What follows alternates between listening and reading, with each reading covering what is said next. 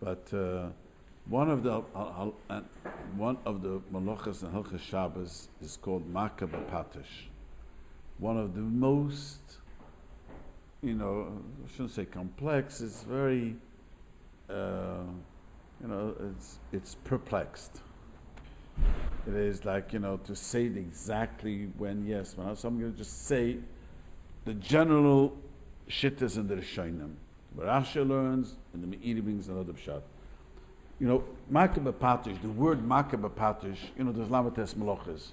You're not allowed to plow, you're not allowed to water, you're not allowed to cut, you're not allowed to gather, you're not allowed to winnowing, you're not allowed to crush, all the malachas. The last malacha, the Mishnah says, is Makeh BePatish. Rashi learns Makeh BePatish. There's two different Rashis. One place it seems that Rashi learning smoothing the surface of something. And let's say you're making a vessel, so you have to carve the rail out, the last bang to smooth the surface. So that means some learned, Rashi learned, understanding of Rashi, that Makeh BePatish is enhancing a finished product. Let me just say a Gemara, we'll understand it. The Gemara says if a person makes a vase, and it makes engravings in the vase on Shabbos. The vase was done before Shabbos. All vases that you see, even the archaeologists, they have some design. Otherwise, it's, even the Udna Kodesh, you have some design around there. Something there. Shouldn't look so empty. So making that design is Makeh BePatish. Enhancing, not finishing. So because the truth, the vase is finished. The vase is a usable vase. It's enhancing it as something that a place coming down. It was done all the time. If you wanted to sell a vase, you would do that. So it's enhancing something, a finished product. Now there's many Rishonim learn that this is also Makeh BePatish. We'll see also other cases that is even before it's finished. Another place Rashi learns, I just want to make this clear, Rashi learns the hammer, after working so hard, became crooked.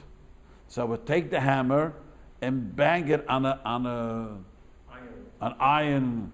I don't know what it was. It's called an anvil, and that will smoothen the surface. So it's very clear that Makeh BePatish, there's many rayos to this, could be done more than once. So let me explain when this comes out in a Geya. I always say this. About 15 years ago, it came out of software to check a Sefer Torah, the letters of the Sefer Torah. I don't know if you remember the whole tumult. So there was a Rav over here in town. When it first came out, the big tumult, it's such a great thing. It's not a great thing. How could you trust a computer? So I tell him, Rabbi Yid, there's a Chassidish Yid, I tell him, every week you assemble on a computer. Me? What computer? He says, the clock. You look at the clock. You look at the clock when the end of Shabbos is. You didn't go outside, look if there's 3 stars. You look at the clock. What do you think a clock is? The first computer. It's the first game. You look at the clock. He tells me, I look at 2 clocks. You look at 2 clocks. You look at the clock. The first computer there was a clock. And you see that you rely on a clock, on the chayv creases. We're talking about Motzei Shabbos. None of us run out, wait a minute. How do you know it's... How do you really know it's 72 minutes? Maybe the clock is, we know already that there's clock, and we know. So you say, the truth is, let me just say, when the clock came out, it used to be, some of us remember, used to wind the clock. Some of us remember those days, used to wind the clock, and but it used to be, literally have to be wound every 24 hours. Remember those days? Literally. The end of Shabbos, that's right. The end of Shabbos, we always Motzei Shabbos had to rewind, and then a little fancier clock came. You have to wind it once a week. You remember that? And then the self-winding watches came out. So Kamat, most of the poskim held winding a watch that stop is Makeh BePatish. Zachiv D'Oraisa. Because right now the watch is not usable. It's more than enhancing. It's so making something function is Makeh BePatish. Drinking on Shabbos for certain people is prohibited. Self-winding watch. So if it's working, it just self-winds, that's not a problem. But if you wind it while it's working. There's some that hold that's okay. So what about the watches that when you walk, the movement? Self-winding. So that, as long as it's working, you're not doing anything, then it's okay. It's most often the self-winding watches, it's okay because it's working. The newer ones today, I was told, someone showed me in shul, he has it, is incredible because you just have to move a drop. And it's not like it used to be the self-winding watches 30 years ago, you used to still stop if you didn't move enough. There's just a little bit of movement that does. Anyways, point is that this is the basis that many things, if you put on, one of the famous questions, the Poskim all agree you're not allowed to open a fan Shabbos. What exactly Malucha do you do? What exactly? What Mechazonish wanted to say boina, I'll focus on another time about boina. Fan. Electric turn. What's exactly, which Malucha are you violating by turning on the switch? Which fire? There's a fire there? Electricity is a fire. Electricity, anyone who knows physics, electricity is electricity and fire is fire. It's two separate things. It is. If you studied physics, it's not. We don't even know what electric is exactly. Do you know that? We just know how to harness it. We don't know exactly how it is. But it's not fire. Fire is fire. Some learn that it sparks, but many learn, everyone agrees. What's the prohibition of turning a light on? That's something else. A light we'll get to a minute. But turning it, that's why I chose a fan. A fan is, before was not functioning. Now you put on the switch, it's functioning. It's surely Makeh BePatish. According to most poskim, would be an Issa D'Oraisa. And opening up a light, let's go back. A light is Now light, let me explain something. The original light, used to be fire. It was not like that. the original light used to be a metal, Right? remember? Fire. And it heats the filament inside the bulb, and it makes it glow. And the Rishalma says, the Rambam brings down, if you make metal glow, it's like making a fire. So turning on a switch, What about these lights? now these lights is a new thing. So this, do you know how this works? The same idea, except it's gases gets heated. How do you think this works? There's electric current. Is it heat? I don't know. It does. It does. LEDs don't get hot. It doesn't get so hot because they learned how to, for all these years, they finally figured out how to. So is it the heat or is it the... It's the glow. Like turning on a stove, that electric stove, So- it's the same thing? Right, according to the Rambam in the Shiurim, putting on something that glows It's like turning on is turning on fire. So putting this is the question now. Is it metal that has to glow? See, metal has both qualities of a fire. Fire burns and it's hot, and it's light. So metal has both. Metal, when the old filament was, the bulb had both. It's hot and produces. This is not very hot, but produces light. But this works with the same idea. And I don't know if there's anyone over here who knows how it works. But I asked many years ago, when it first came out, they explained to me it works with the same idea. There's electric currents going through the chemicals that makes it glow. Can you say another shot for the bottle caps is Makeh BePatish? Yeah, that's another. We'll get to it, right? We got to that already. We'll get back. I know, but we originally said it was like buying it. Tikkun Mona. The Tikkun Mana, but it's Makeh BePatish too. We'll get to it in a minute. So I just want to focus. So you see that this is very important, many today's malachas are included Makeh BePatish. So if you turn on, let's just say, turning on your cell phone, besides all the numbers and everything, it's Makeh BePatish. It was off. It was not a viable keli. You turned it on, and now you made it into a viable thing. If it's working the whole time, and you just want to put numbers into it, that's like writing. But that we'll get another time, that's called writing. But just turning on a phone, or taking the phone off the hook, before it was taken off the hook, it was not a viable thing. By picking it up from the hook, it became a viable thing. That's called Tikkun when it's Makeh BePatish. So many things will go into this category. So we once spoke about it over here, and I explained that opening a soda tap, it reminded me, is a question of Makeh BePatish. Why do I say this? So there's a famous Gemara, if you learn Daf Yomi, and Hilchos Shabbos, the Gemara says, if I take a branch and I break it off to make it into a toothpick, is Makeh BePatish. The Gemara says, make it with your hand, it's a shini. You make it with a knife, that's normally you do it, you chayv Makeh BePatish. The Mishnah in Masechtas Beya says if you cut a piece of paper, they used to cut paper to broil fish underneath it, to broil fish. So the Mishnah says over there, it's called Makeh BePatish. So cutting toilet paper, the Shulchan Aruch says very clearly in Hilchos Shabbos, is a chiyuv chatos. Many people don't know this. In Chabad, I find there's two groups. One, all of them knew it, knew exactly if you stuck without toilet paper. Some of them, we cut toilet paper. You gotta go. No, it's clear. There's no disagreement about it. Some hold if you cut it on the perforated exact, you chayv what's machatach. If you cut something, you want the exact measurement, you chayv another crumb. But cutting toilet paper is a issa d'oraisa. If you stuck without it, then you're allowed to, with the shinny, wipe yourself, and they say put it into the toilet, flush it, and hold it so it gets ripped down. But you must have Shabbos toilet paper or use napkins, tissues, whatever. Tissues. But there's no heter in the world saying that.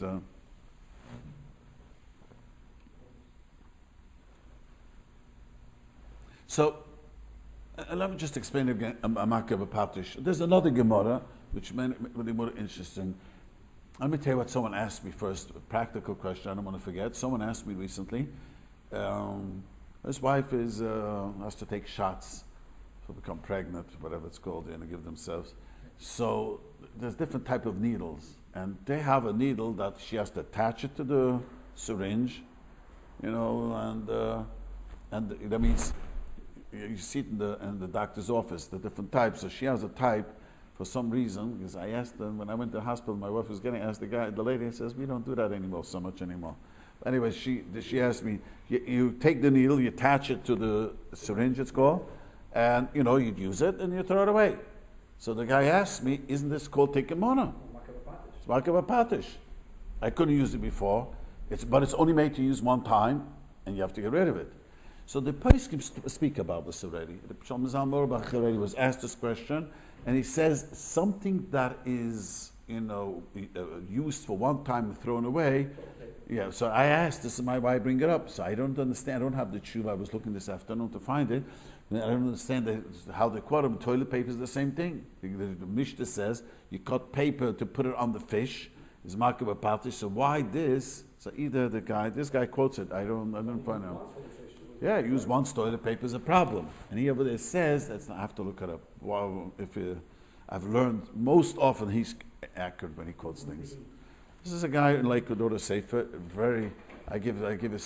I demand that the boys in the Smucha program, they have to learn this. I says, you learned the other day, it's great, but I want you to be a Shom Shabbos.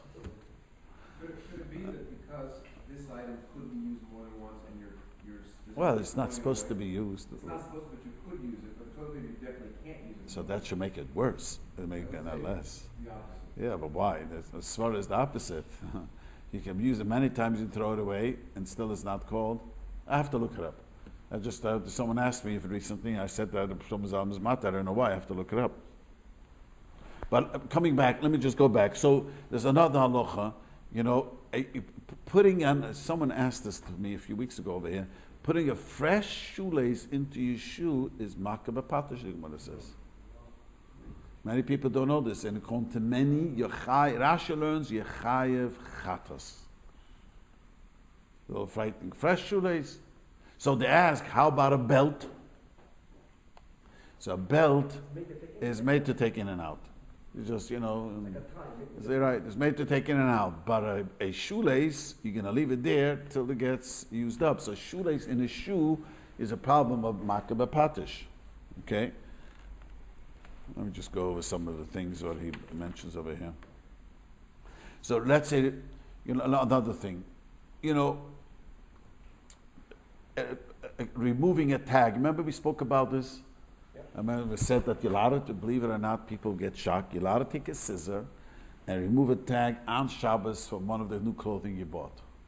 I'm not so shocked because I have a house full of daughters and they were, they always was thinking, yeah. Some people are so, when I said it over here, it was like shocking. A scissor is called a keli shemalachto le'iser.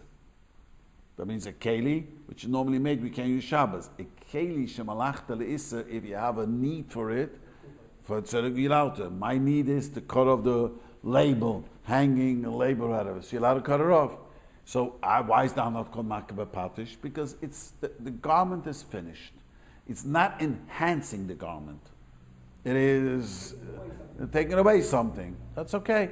Now, how about, you took your, most of it doesn't happen anymore, but if you took your pants to the tailor, and they, made the pants, and they have chalk, the tailor's chalk there. Besides the Isser of cleaning something Shabbos, the Gemara is a Gemara that seems to say that's called Makeh BePatish, because that is while the garment was being done, the pants was being done, tailored pants, bring a new pair of pants, and they put the mark there, and now you're enhancing it to be able to wear it the first time. That's the way it's got to be clean. There is a Gemara that talks about that.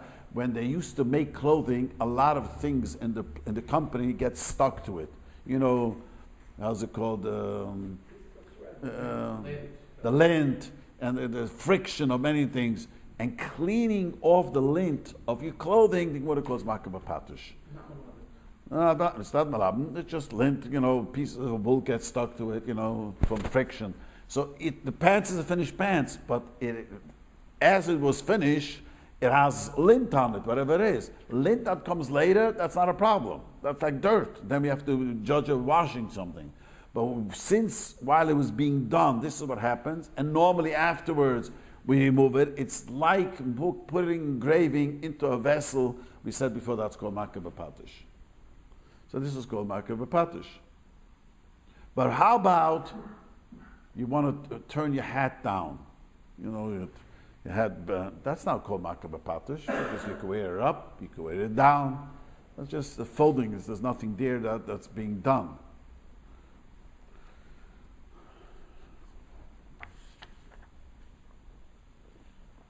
I'm not sure I understand the distinction between someone getting dirt on their clothing. Getting dirt in clothing after it's finished, it's just dirt. It doesn't matter what's before Shabbos or after Shabbos. Right. That's your pants got dirty. But here we're talking about when we made the pants. But the tailor's only putting the marks on the pants for his own. It's Well, has that's nothing not to do with the garment. But it was not a finished garment.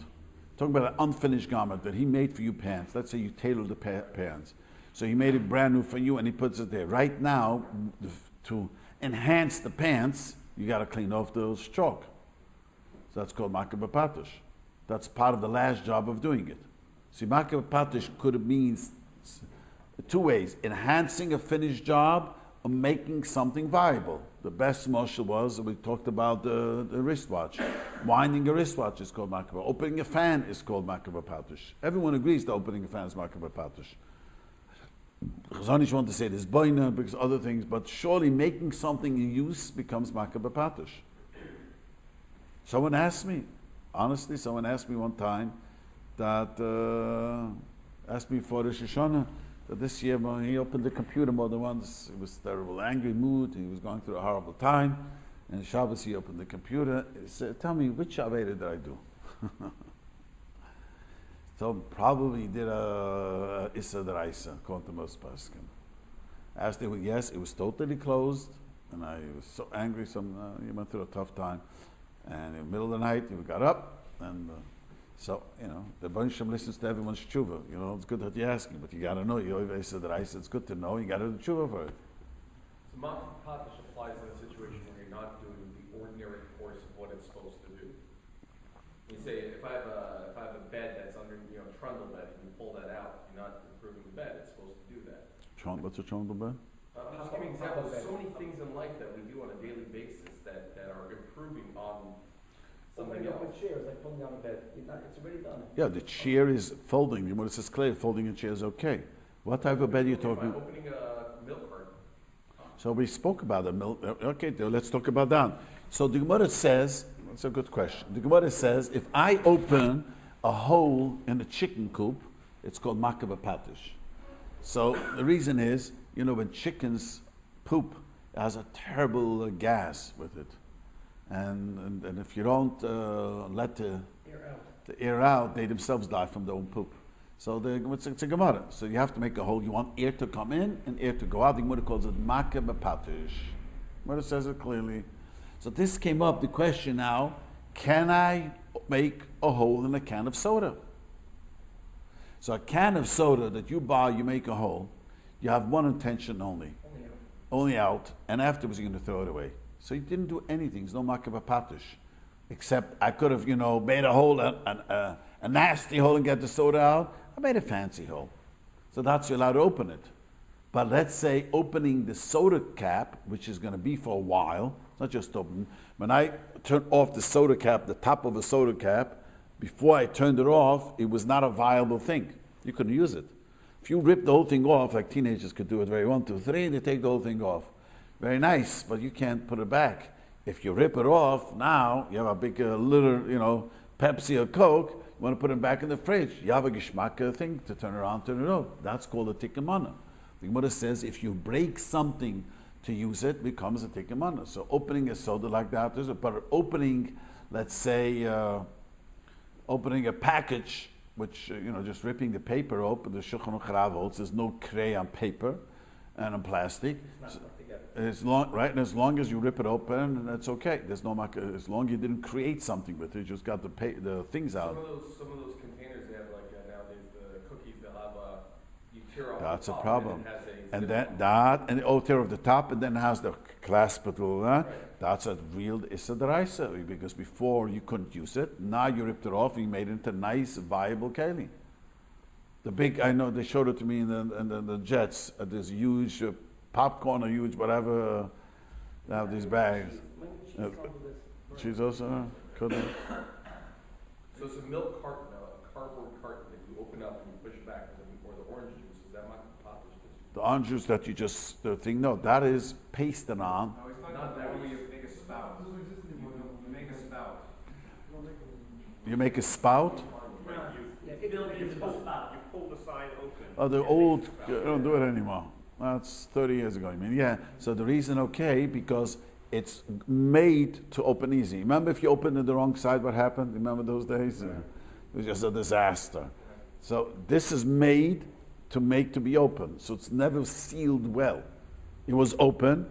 They seal it not well to make it open it. So that's why you're allowed to open it. Understand? But here you have two things that were glued together. That's correct. Yeah, but it's made to open right away. So Ramah says a Shi'i Zayin, something that's glued together to be made open right away. It's two opinions, and make it a Yemeikel. Can you put Scotch tape on a piece of paper that's got a small bit? That's like a ticket money. Yeah, that's a good question. Ripping Scotch tape is itself is ripping paper. So that itself is a problem with this ripping Scotch tape over there. But they actually make Spencers now, which are little strips. Already stripped, right. So it depends if, if if you're fixing the thing, that's called tikkumon. If that's ripped, you're fixing it. See, there's another, the Shulchan Aruch talks about, you don't happen anymore. I remember 50 years ago, I don't know, less than that, they used to get svarim. Remember, you have to literally cut it. They forgot to cut it, then cut. Remember those days? Not stuck from the glue. It was not cut. You never cut. Remember those? From the print. And if Shulchan Aruch talks about it, if you cut it, it's Makeh BePatish. But if the sefer was bound and glued, and sometimes glue got raw, that's not called Makeh. That happens afterwards. It was already done. I'm talking about those good old days. You have to cut it. That is. I recently had a machzor, a Shoshana machzor, a few years ago. Everything was cut. Just the last piece was not cut. You see that? You're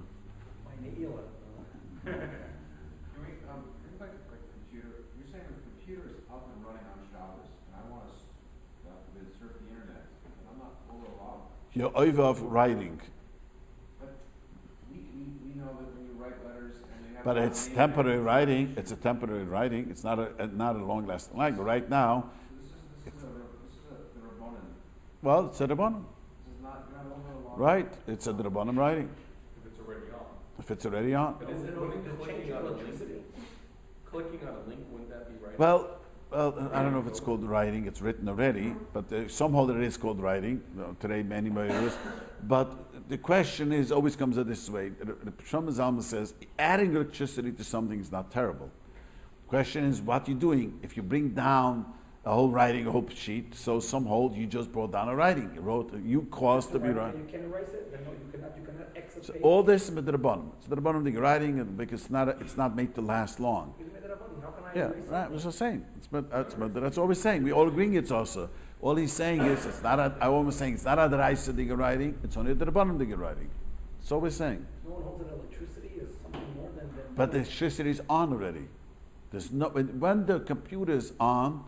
You don't. I ask people who do the computer. Very, very, very little electricity gets added. It gets sometimes a little drop electricity added, but that the Shlomo Zalman held that just because a little bit more electricity comes to it, that doesn't make a stronger current. God forbid anybody calls ambulance on Shabbos. It's better to have my cell phone that's on. I should use that and pick up the home phone. Well, pick up the home phone with the shini. See, the home phone is always easy. The landline to do with the shini.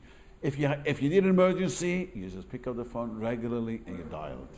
It's better to use But if if your wife is waiting a baby, so then you have time, so you just knock the phone off and call with the shini. and I can't put the phone back on. You can't put it back on. Well, Unless they're going to call back, you need them to call back. So what about a dimmer? A dim and a light, that's a good question what he's asking. You see, making a fire higher is not as taking mana, is aish. The Gemara says clearly adding, the Gemara says, how you say in English when you stoke the coals or fan the coals. So the Gemara says that's called making the fire bigger is a issa deraisa. So even though there's fire, we're making the fire bigger, that's awesome and Torah. Understand? So we're fanning a fire or even adding oil to the fire. You want it to burn longer. I'm going to add a little oil. The Gemara says it's called making a fire. So the dimmer, putting on the dimmer higher or lower is an issa deraisa. That's fine. That's fire. I remember you saying about moving a light. I seem to remember, I could be wrong, that if the light is plugged in, I need the space for dark. I can take the light. Correct it. Shulchan Aruch says that I'm not allowed. Shulchan Aruch talks about a lamp, not a light. But it's oil bosses the electricity. Yeah, but it's not. It's It's not bosses the can. electricity? I know how every time I speak about this, same argument comes up. You allowed to you watch. You allowed to move. Yeah. There's electricity inside. Do you know that? There is a how's it called? There's a tiny battery inside. It's making the watch move, and everyone wears a watch. If the people don't wear a watch Shabbos, they only say it because of the problem of carrying. So just because there's electric, it's a keli. It's a happens to be working with a. It's great. It's a great computer. It works all the time. So then by your opinion is that you can take the light, you can put it at the closet, close the door. That's perfectly okay. It's different than you have a lantern because it's separate the fire, separate the wick, separate the oil. This is all one keli. So you're allowed to. See, the reason it's muktzah your iPhone is only because you normally do things you cannot do. You know what I'm saying? But if it's, Rabbi,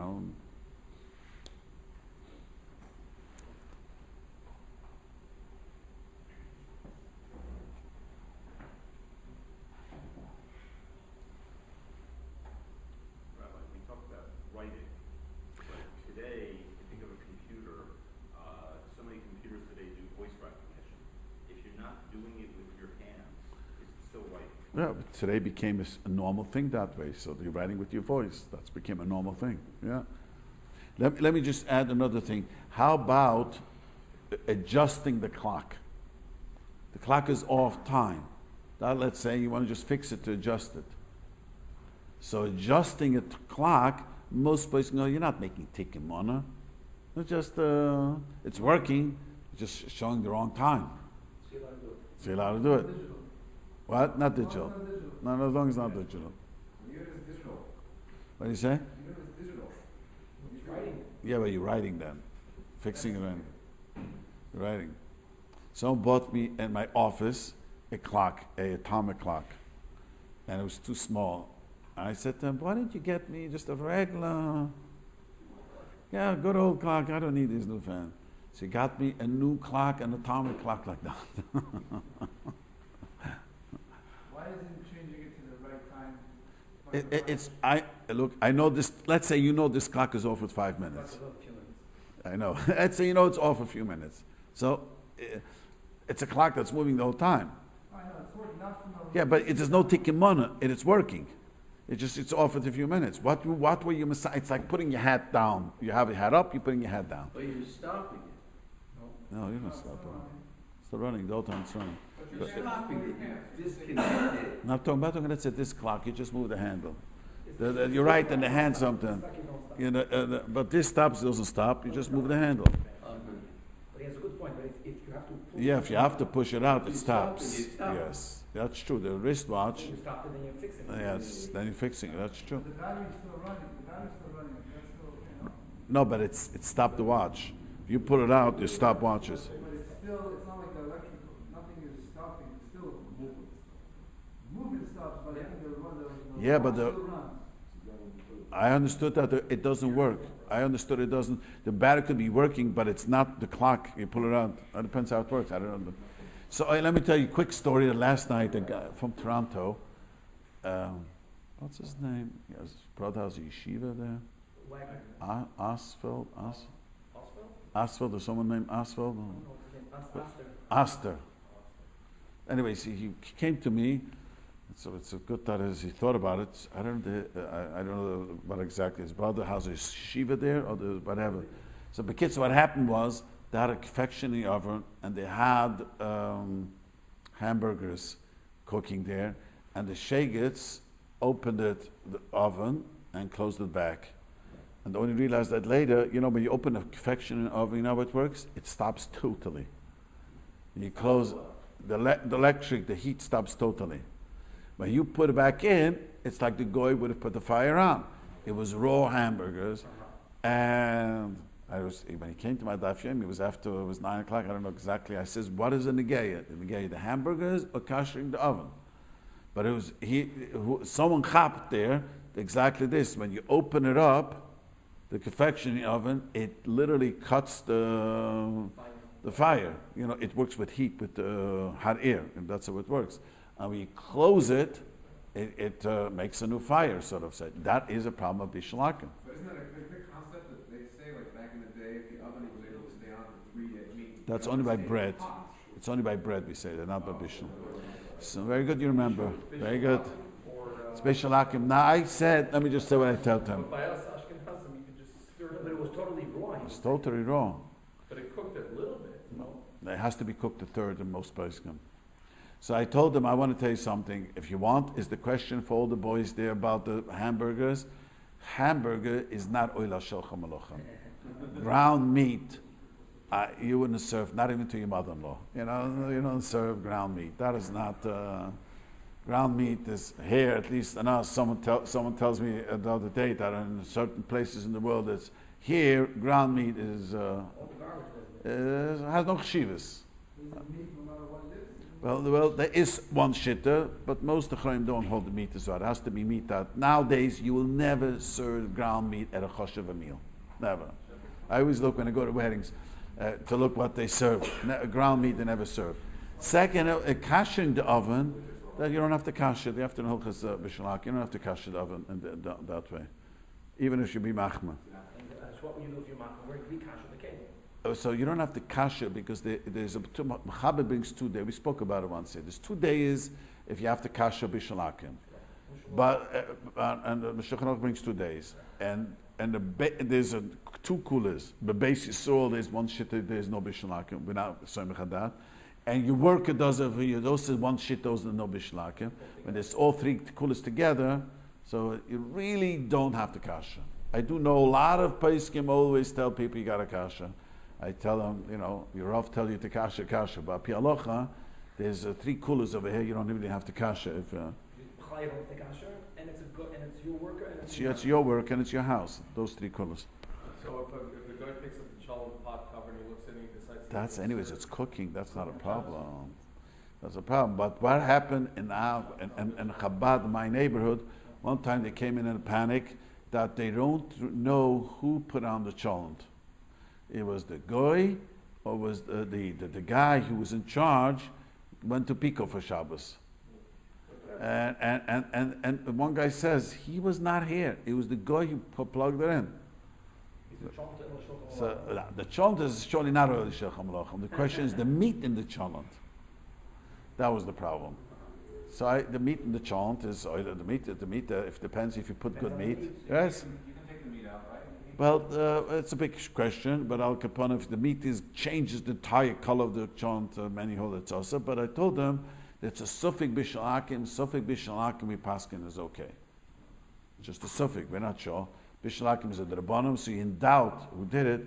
But I want to reiterate, since we went off topic, that you cannot have a shiksa in your house if you're not yoitzev and echnas. That means you have to come in, and then shiksa should not know where you come and go.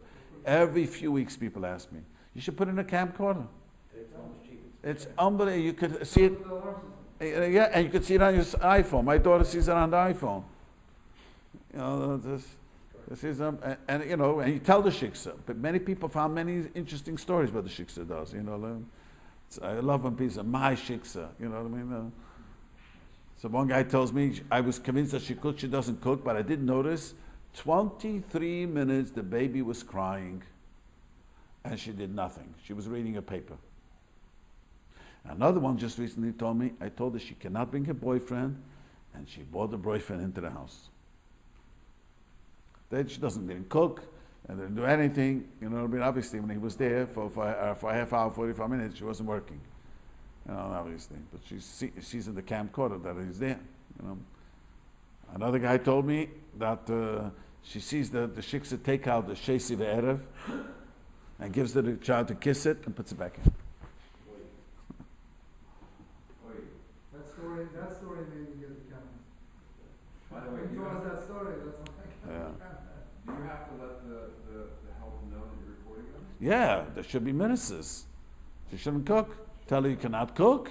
And Sfardim have it worse than Ashkenazim, because Sfardim is not enough putting on the fire.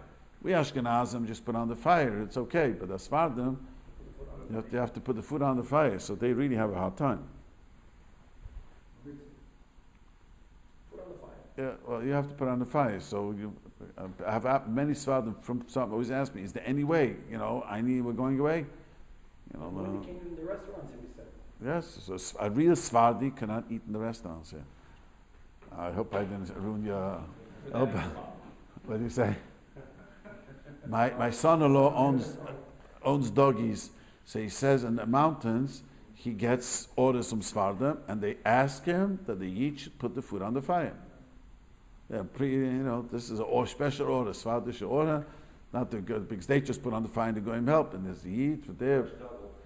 What? Does that apply for the eggs also? Or just the... See, I claim that eggs are not oila shulchan malachim anymore. When was the last time you saw eggs served at a fancy meal? They name it that fancy name. They don't make a name, they give it a different name. So even though it says it's straight in the shofar, you can still change it? Yeah. I don't think, who has a restaurant? He's not here. It's a shame. They changed the name of everything today. But they don't serve eggs. You serve eggs at a fancy meal? Whale eggs. They're not serving regular. Whale egg? What does whale eggs mean? Whale. Yeah, but they don't serve regular eggs. No, but they mix it, and then they take out the yolks and mix it into No, whatever. if it's a regular, it's saying it's regular, it's like ground beef versus... A regular egg, the way it's cooked, you'll never see it. If you made it differently, it's a whole different situation. Then that will be bishalakim. I know. Let me just reiterate this, because lots of Talmid Chacham always ask me.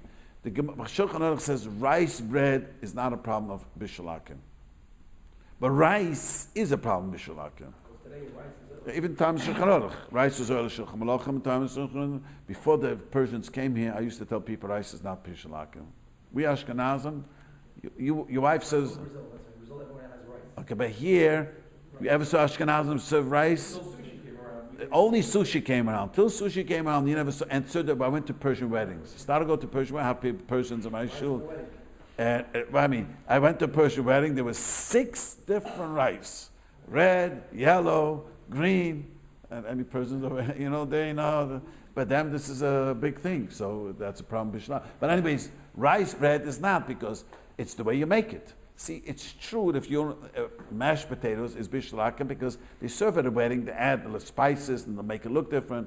But the egg, a regular boiled egg, is a whole different way if they make egg, what you just said before. It's a whole different world. So eggs is really not oil shulchan malachim. Even though it's written. Yeah, the times change. Today they would never serve an egg at a... Gefilte fish. Gefilte fish is also not oil shulchan malachim. Dus dan kan je maar een Jiddisch. That will never... No, But that melk didn't have gefilte fish. No. But you would never serve gefilte fish at a fancy meal. Forget, it doesn't have to be a melochem. If you would have choshev a guest and your wife wants to impress them, would you make gefilte fish? Never. Never. Gefilte fish is made only for Shabbos. That's what it is.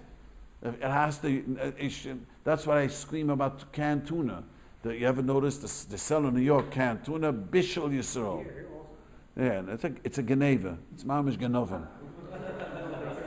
They say that they do it to have a mashgiach to make sure no treifik fish go into the kaver.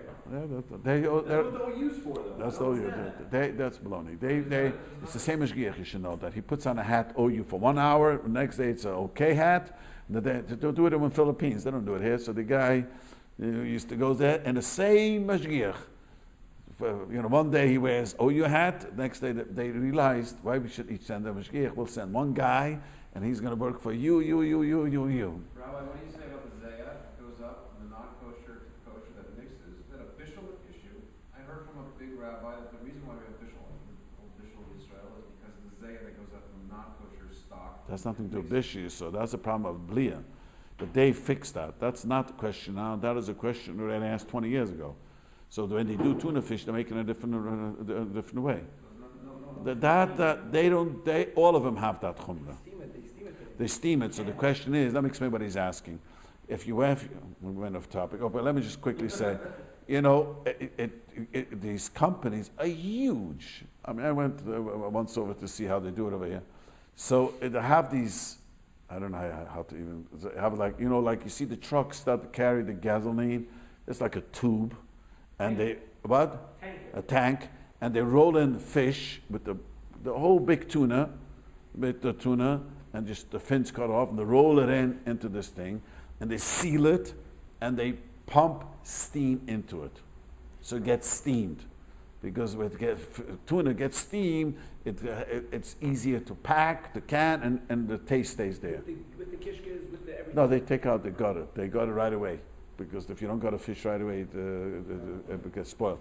So now what he's asking, so let's say the steam coming into this, and the other side of the company, or block away another company, they use the same steam, is making shrimp. So this question has been asked. Many hold it's not a problem. The ones that have a problem, so they have a new system. I don't know what they do. That's a 20-year-old question. Everyone is makpid on that. The question is, they always claim that means b'shisol. You will never serve tuna fish for any person that you want to impress. I always joke my wife, for me, tuna patty is okay. But, when someone comes, your husbands don't count so chashiv, right? And your wife makes you, but, when you have chashiv a guest, right? No way you should make it. If she get fish, it's got to be fresh fish from the market, and it's got to be this. No one serves. It's not oil shel halacha. This question seems to be more like a kasher issue, not a bishul Yisrael issue. This doesn't seem to be like a bishul Yisrael issue, though. I'm saying the ones that make it for us, no, that kashrus is taken care of. That they write on bishul Yisrael because they hold it as a problem of bishul lakim.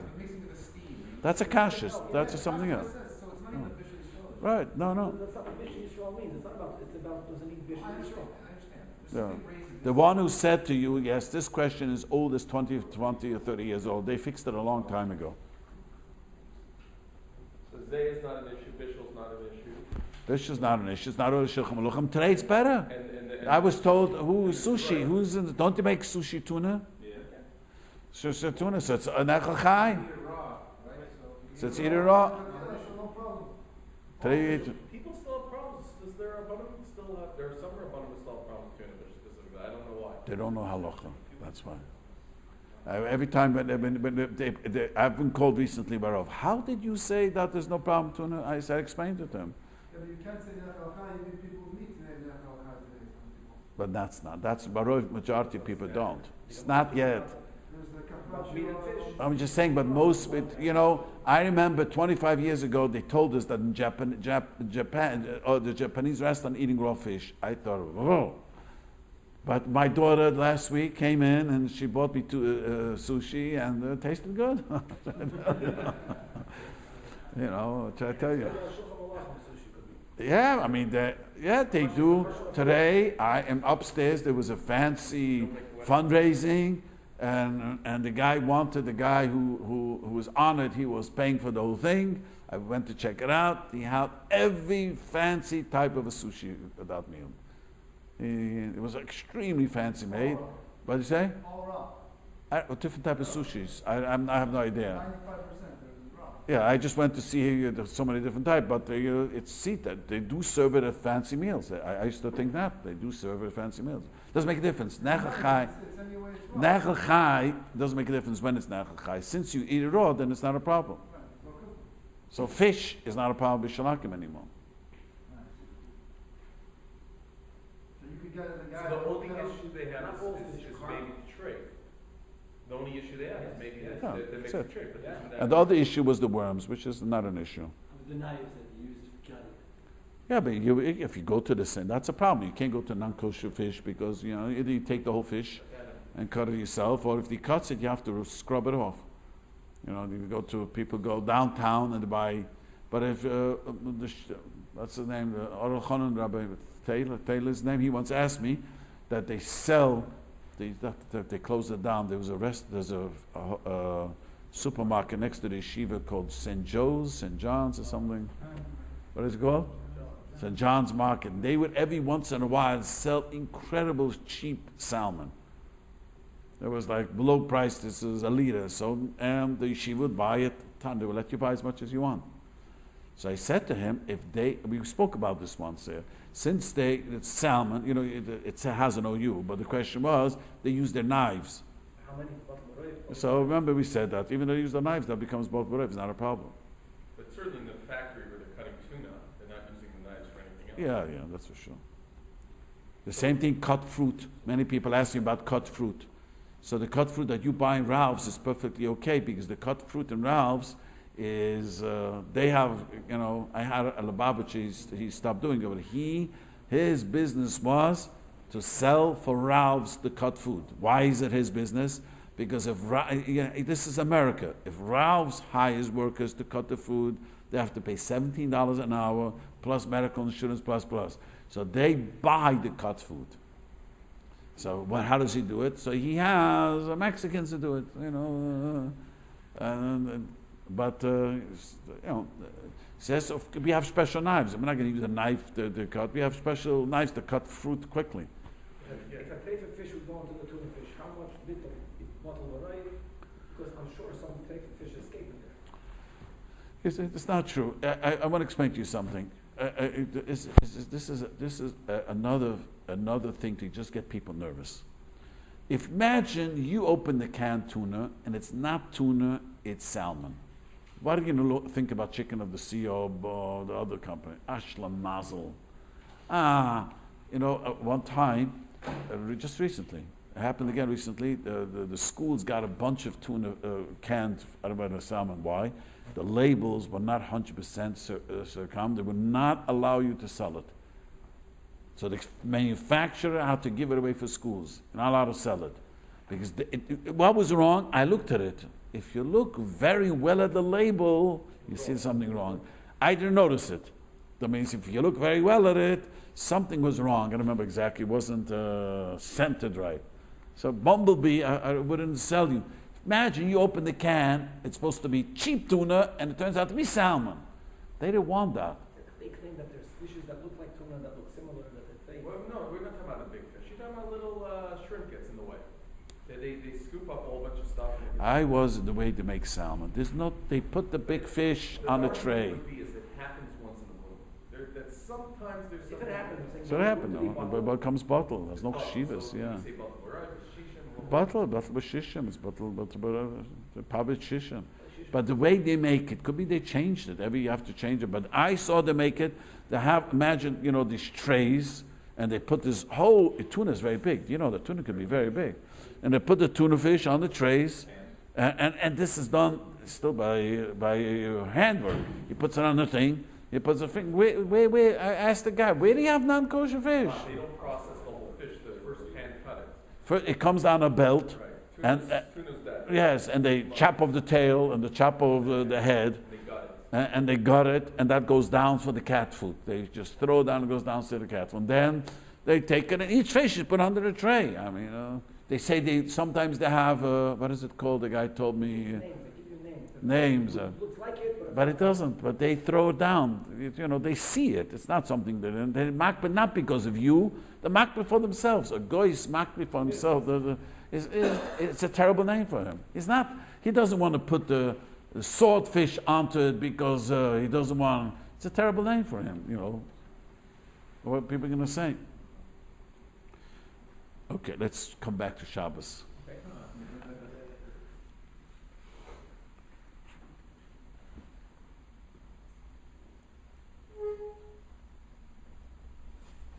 Fixing, the worst thing is when people wear glasses. If the handle of your glasses falls off, you cannot fix it. And if the glass pops out, you cannot put it back in. It's extremely annoying. Why isn't it like a Lego? It's not a Lego. It's made to last forever. Lego can last a long time too. But it's not made for that. You take it apart. If you put Lego to make a long time, that's a problem. There's no opinion because I can't put my lens back in? No. What if your lens is constantly popping in and out? Yeah, but it's not made that way. Then it's Medrabanim also for sure. The question is, if it's not made that when you put it in, everyone agrees it's an Issa Daraisa. If your glass popped out of your eyeglasses and you pop it back in, it's Tikkun Muna of an Issa Daraisa. And it's extremely frustrating. And not only that, if some of these glasses, the screw falls out, you could put in a, how's it called, a paper clip. You can't even do that Shabbos, because in case you might fasten it. That's why I tell from people should have an extra pair of glasses. If you bend out of shape, most hold you allowed to bend it back in shape, because it's like your hat, you're bending it down, bending it up. Yeah, because you never bend it back perfectly anyway. I can't put the screw in and not make the final. Right. You put in a screw in is a midrabanim also. Because I might come Right. So this is extremely annoying. I know that. And according to many poskim, the whole glasses is muktzah, because you might come to it. There are many hold that way. So if you wear glasses, it's always good to have an extra pair. If you don't wear lenses. Okay. Now, I thought that's what you were asking before. How about blowing up a bed? How's it called? That's really, air mattress is a tikkun mana. That happens. You have guests, and their grandchildren come, and there's not a room, so you want to pump out. You guys don't have it. In the sukkah we used to have it. The electrical today. We have mattresses. So you had it's easy to put away. It's like inflating a tire. It's you can inflate it with electric, and but you can. But you could. There's a hand thing. You could. You can't do that on Shabbos. And blow a balloon on Shabbos. You can't blow a balloon on Shabbos too. You're creating something, kicking a balloon. Especially you tie it. That's a separate issue. Making the knot. There's. Nowadays we make strollers with you have to pump the wheels out. Can't do Every that. time you open up the stroller. Not every time. I'm saying sometimes the wheels go down. You can't pump that out. You can't put that out. That's true. Can I pump it a little bit? Not make it complete? No. What if the flush in the toilet, the chain falls? You can still pull the chain manually. Yeah, but you can't put it back onto the thing. You should put it manually. Back on the hook? The reason you can put it manually because good kvadabrius, but you can't fix it. That's tikkun mana.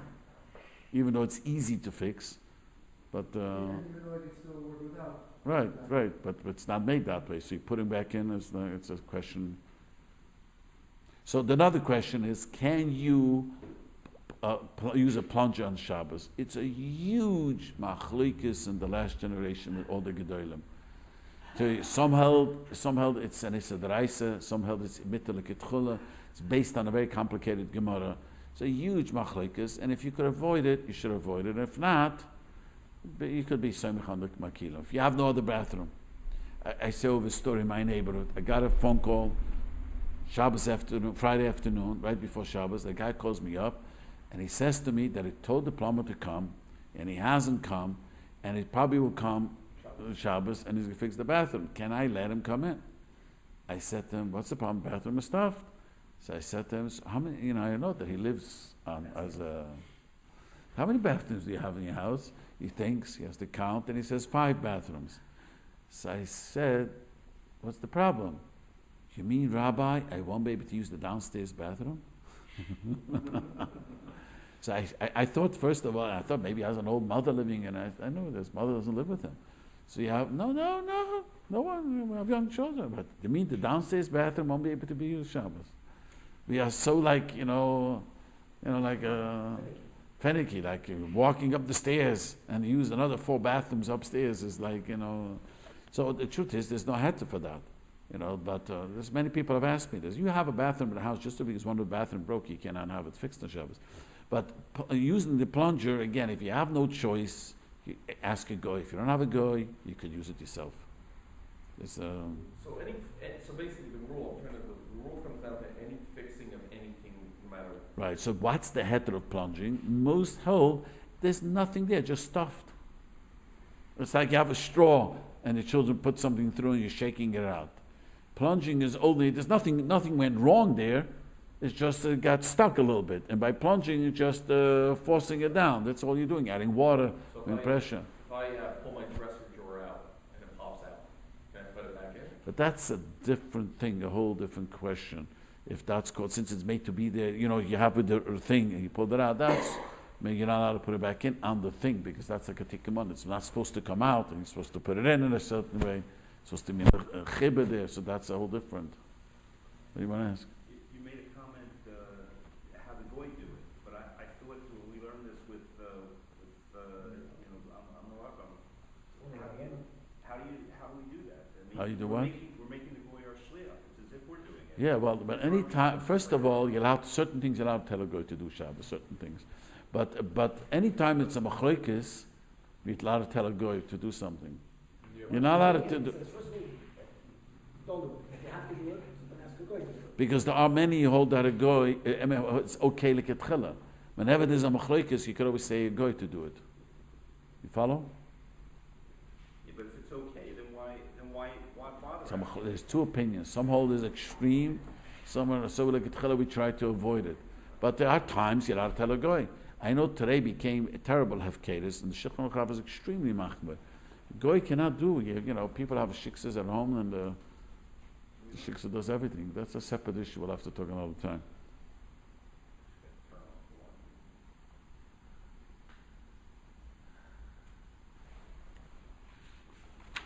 So you have an automatic swing. There's swings for babies. Anyone has a baby here? You have a baby? You have electric one? Oh, you have electric. But if the ones that if you leave it on before Shabbos, no problem. But they have the electric ones is by leave it on and there's a switch, right? So it swings. That's okay because it doesn't. But there are swings that you have to wind up. So it's a swing without winding it up. It's just the winding it up helps you swing, so you're allowed to wind it up. It is a keli. See, a clock, your hand watch, is not a vessel unless you wind it up. It's worthless. Here, it's a swing. Except you have to stand there and swing the swing. So now you wound it up, it's an answer. Yeah, but it's no. It is a keli. It is a swing. That makes it swing by itself. It's not improving anything. It's not. It's just the keli is a keli, and that helps you. And it swings on its own. It's a great thing. How old is the baby? No, the baby doesn't like it. Oh. It's a great. I see from the grandchildren. It's a great thing. It's a great invention.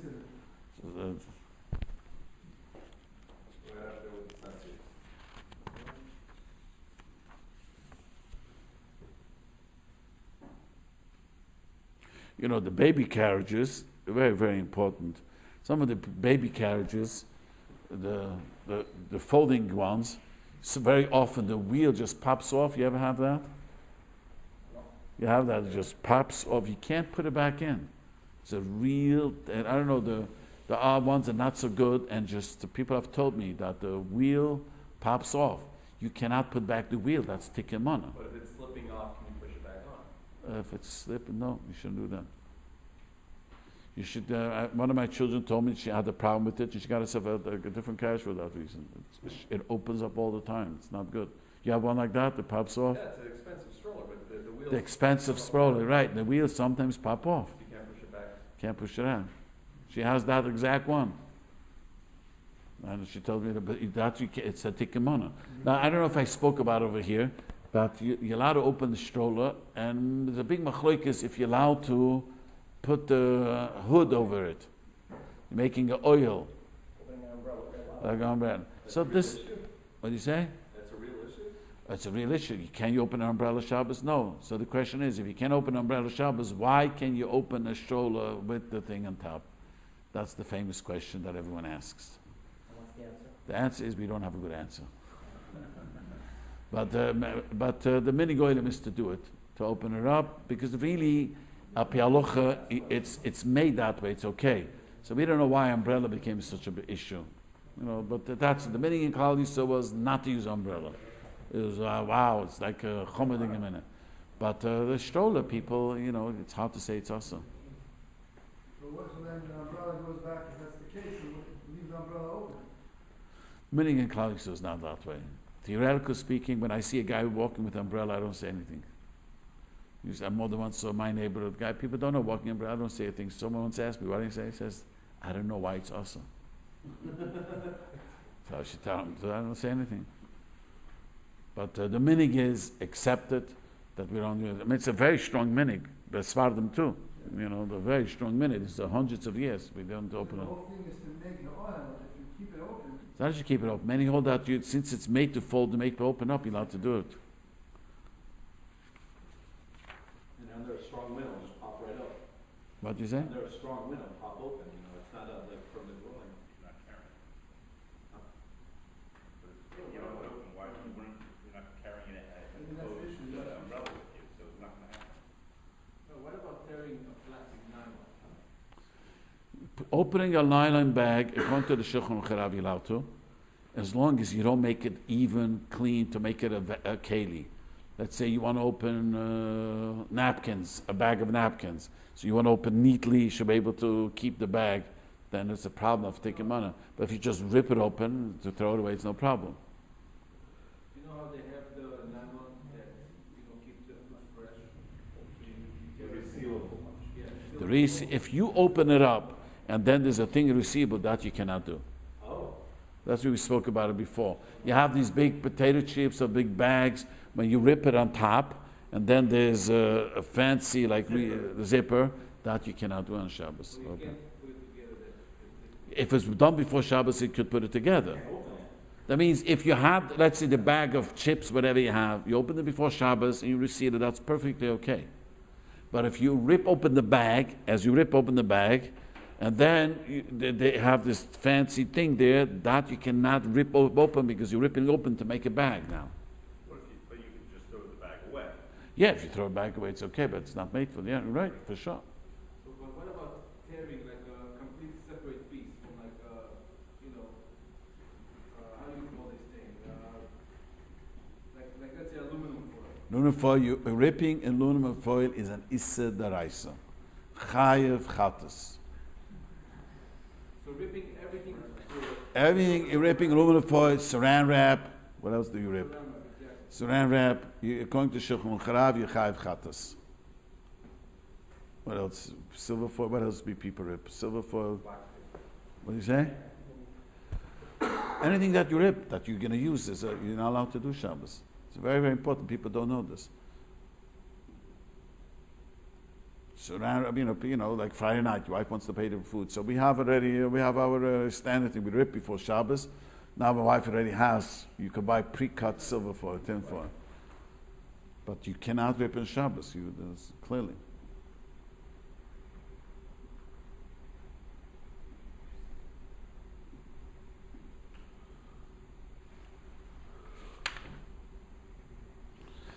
Any other questions? Same thing in regard to tuna applies to salmon, a little more chashuv.